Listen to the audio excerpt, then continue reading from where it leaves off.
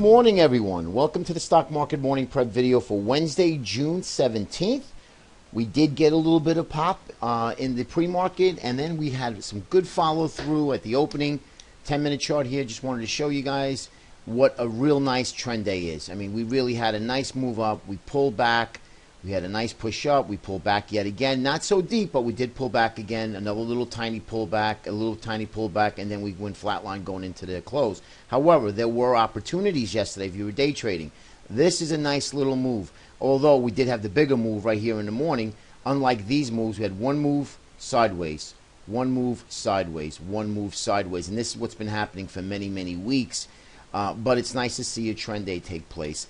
Today is the conclusion of the Federal Reserve two-day meeting. Janet Yellen also will be making a speech as well, so I don't suspect a lot of movement. Maybe just you might be able to find a trade or two between 9:30 and 11:30 Eastern time, and then probably sideline. And then even really after the Fed, if you're new to the business, I probably would step aside for the rest of the afternoon and just pick it up in the morning. Gets kind of wild, and price action is not really true. Markets are moving all over the place. So that being said, I am looking for a little bit of movement early, and then the bigger move is what I'm thinking about is going into quadruple witching. I do think that, and I've been mentioning this on the last several videos, even coming into last Friday, I do suspect that we finish bullish, and then I want to talk to you about where I think where this market's headed going into the next few weeks, finishing up June, going into July. Quadruple witching, as you all know, I've been mentioning that we do have a bullish bias to the upside on quadruple witching. It does bring up some good volatility as well to trade. So today and tomorrow should be decent, at least in the morning. Should be decent, and I always like to give it a half-hour rule after the Federal Reserve makes their announcement. And again, if Janet Yellen is speaking pretty much most of the afternoon, then it's going to probably be a wash for me. Only because I don't like trading when Janet Yellen is speaking, or any high-influence, central banker. Only because the markets just are erratic, and then they start making really big moves one way or the other, and it could stop the out. So that's really not worth it. If she makes a quick speech, I'll give it a half hour, then we'll start looking for trades again. If not, then I'll wrap it up and we'll start for tomorrow. But I do feel Thursday should be a real decent day to trade, and then Friday is maybe a trade or two in the morning if you're lucky, and then we go sideline, because quadruple witching on Friday, any Friday that for that matter, going into the summer months, is very quiet, and it's really lack of liquidity. So you're probably thinking maybe another hour or so on Friday. Now, going into next week, and I mentioned that we come into 3 weeks of seasonal strength, June 27th to July 17th. Markets are usually up 1.27% over the last 20 years. That's pretty good statistics. What I'm looking for is possibly we get one more dip lower next week sometime, going into that 27th area. And again, remember, guys, don't take it to be exactly the 27th of June or whatever the case may be. It could even happen earlier, or could never happen. So this is just good insight of what possibly to expect, okay?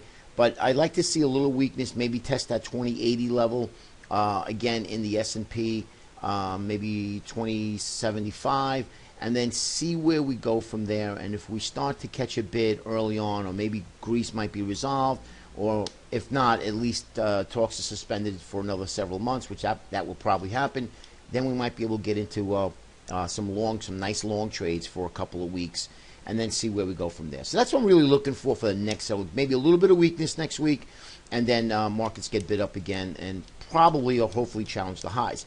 One thing that I'm really liking is I'm really like the Russell 2000. That has been really fantastic. It's been the leader. It's been holding up quite well. I really think that in the interim that I think that we're going to get some good moves in the Russell, and that's going to probably help the other indices. Again, the only thing that I don't like is going to be is the transports. The transports are really not doing too well. FedEx reported right now it's down in the pre-market. That may hurt equities today, so you have to keep an eye on FedEx, keep an eye on the transportation sector, because it does look like that it really just looks like it wants to flush. Let's get right into it. All right, so here's the spiders. You have this ascending triangle. Really, where have we gone? Nowhere. We have gone nowhere in the last several weeks and actually several months. We haven't gone anywhere, guys. So being selective in your trades is really, really important. As you can see, it tested our key support areas the other day. We came back up, and we're still underneath the 50 and underneath the 20-day moving average, okay? Really haven't gone anywhere. But again, a good trend day is a good trend day. That's good money to be made yesterday. Now, IWM. This is exactly what I'm looking for. I love the fact that we are testing resistance here. We have a lot of supply and demand up in these areas, as you can see here. And if we break out, and we start to break out yet again, this is going to be a very good for equities, and I think the other equity markets will probably follow suit as well. Okay, but keep an eye on that Russell at IWM, the ETF. This is pause for a real big breakout. Can it break out and fail? Absolutely. That's why we don't want to anticipate and then start looking for to get into trades early. Let's get the confirmation first. Diamonds, again, we tested this area and held. Now we're running back up. We're underneath that 20 and 50 still. So really. Haven't gone anywhere in the last this last week so far.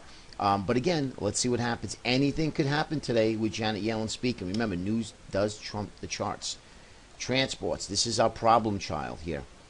Held again, and I think today with FedEx, if FedEx doesn't recover or